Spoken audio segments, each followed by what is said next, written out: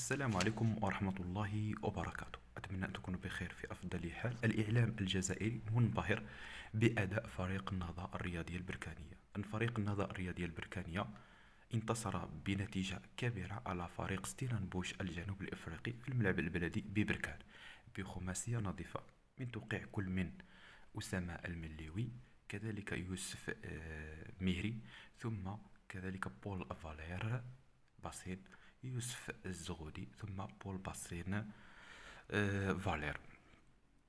والإعلام الجزائري كذلك متخوف من مواجهة مغربية جزائرية، لأن فريق النهضة الرياضي البركانية تأهل كمتصدر للمجموعة الثانية ب 16 نقطة، وفريق نادي قسنطينة تأهل كوصيف للمجموعة الأولى وراء فريق سيمبا التنزاني. لهذا الإعلام الجزائري متخوف من مواجهة فريق النهضة الرياضي البركانية لنادي قسنطينة الجزائري. لماذا؟ لأن فريق النهضة الرياضي البركانية قمصانه كترسخ الخريطة ديال المملكة المغربية كاملة، ولهذا فالسلطات الجزائرية كتعتبر ديك الخريطة هذيك كتمس بالسيادة ديالهم، وهي العكس، فهي كتمس بالسيادة ديالنا. وحتى نفترض أن السلطات الجزائرية قبلت ذاك القميص، يعني بالخريطة غادي نربحوهم وبالكرة غادي نربحوهم. فريق النهضة الرياضي البركاني هذا الموسم فريق آخر، هذا الموسم فريق قوي على جميع الخطوط.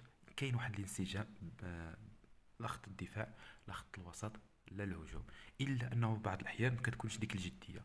ملي كتكون الجديه والقتاليه كيكون اداء مبهر. لهذا فريق النهضه الرياضي البركانيه مختلف نهائيا على فريق النهضه الرياضي البركانيه الموسم الماضي.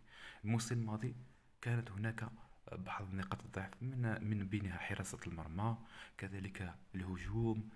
هذا الموسم لا، هناك تعزيزات في صفوف النهضه الرياضي البركانيه. راينا يعني في حراسه المرمى منير المحمدي، يعني من افضل الانتدابات اللي قامت بها النهضه الرياضي البركانيه هذا الموسم. كذلك في خط الهجوم هناك الرياحي، هناك اللاعب سانتوس البرازيلي. يعني هناك تعزيزات للصفوف، وهناك حتى اللاعبين اللي انتدبوهم فريق النهضه الرياضي البركانيه قدموا الإضافة للفريق. وكذلك حتى الظهير هيثم منعود يقدم مستويات كبيرة كظهير لفريق النهضة الرياضية البركاني. لهذا الإعلام الجزائري متخوف من فريق النهضة الرياضية البركانية، حتى ولو يعني كما نقولوا حنا هي راه مستحيل انهم يعني يقبلوا انهم يلعبوا ضد فريق نظري بركاني. والنظريه كتلبس دوك الاقمصه اللي كترسم الخريطه. دوك الاقمصه النظريه ديال البركانيه ما جبتهمش من السماء، هادوك الاقمصه مصادق عليها من طرف لجنه المسابقات التابعه للاتحاد الافريقي. لهذا ليل نهار الاعلام الجزائري في قنواته العموميه كيتكلموا على فريق النهضه الرياضيه البركانيه ليل نهار. ليل نهار يتكلموا غير على فريق النهضه الرياضيه البركانيه، عكس الاعلام ديالنا مازال يعني كيمجد الا الوداد والرجاء. عكس الاعلام الجزائري كيمجد جميع الفرق الجزائريه، كيمجد اتحاد العاصمه، نادي قسنطينه، وكيدافع على جميع الفرق الجزائريه. عكس الاعلام المغربي اللي كيدافع على الرجاء والوداد والجيش الملكي ونهضه بركان كانهم لا يمثل الرايه الوطنيه. بالعكس، افضل من شرف الكره المغربيه في هذه الاعوام السابقه وهذا العام هو فريق النهضه الرياضيه البركانيه.